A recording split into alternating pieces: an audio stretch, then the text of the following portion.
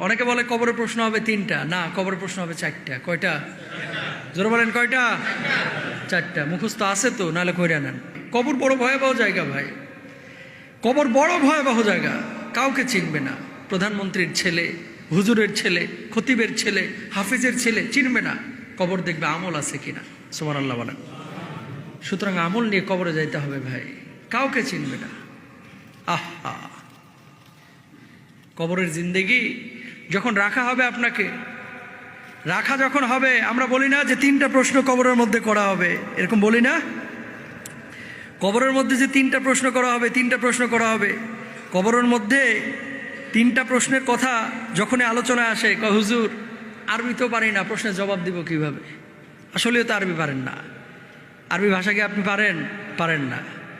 সবাই কিঞ্চিত কেউ কেউ পারেন বা মুখস্থ করেছেন, তাহলে জবাব দিবেন কিভাবে? শোনেন, এই আরবি জবাব দেওয়ার জন্য আরবি ভাষা শেখাটা জরুরি না আপনার জন্য, কিন্তু নামাজ পড়ার জন্য, দিন বোঝার জন্য আরবি শেখাটা, যেহেতু কোরআনের ভাষা আরবি, আল্লাহর ভাষা আরবি, সেহেতু আরবি জানাটা জরুরি। ঠিক কিনা? কবরের প্রশ্নের উত্তর অটোমেটিক চলে আসবে। অনেকে বলে কবরের প্রশ্ন হবে তিনটা, না কবরের প্রশ্ন হবে চারটা। কয়টা? জোরে বলেন কয়টা? চারটা। মুখস্থ আছে তো, নাহলে কইরা নেন। 1 নম্বর প্রশ্ন কি হবে? কি? মার রব্বুকা, তাই না? মার রব্বুকা, মান মানে কে? মান মানে কে? রব্বু মানে রব, কা মানে তোমার, মানে কে তোমার রব। ভাঙে ভাঙে অর্থ করলে মার রব্বুকা আমরা এক কথায় বলে ফেলি, তোমার রবকে। ঠিক কিনা? তো আমাদের রবকে, আমাদের রব রব্বে আল্লাহ, তাই না? তা আমার রব হচ্ছে আল্লাহ, রব্বুন আল্লাহ। আমাদের রব হচ্ছে কে? আল্লাহ। 2 নম্বর প্রশ্ন কি হবে? মা দিনুকা, দিন কি? জোরে বলেন ইসলাম। ওমান নবিয়ুকা,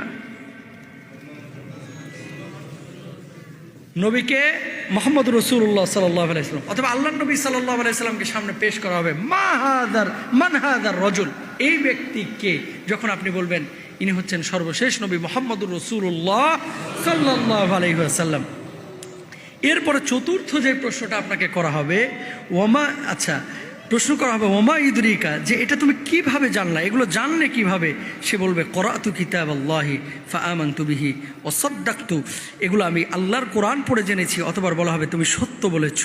আর যখন এই ঘোষণা হয়ে যাবে, ইয়া আইয়্যাতুহান নাফসুল মুতমাইন্না ইরজিই ইলা রাব্বিকি রাদিয়াতাম মারদিয়া ফাদখুলি ফি ইবাদি ওয়াদখুলি জান্নাতি। সুবহানাল্লাহ বলেন না? কোথায় চলে যাও?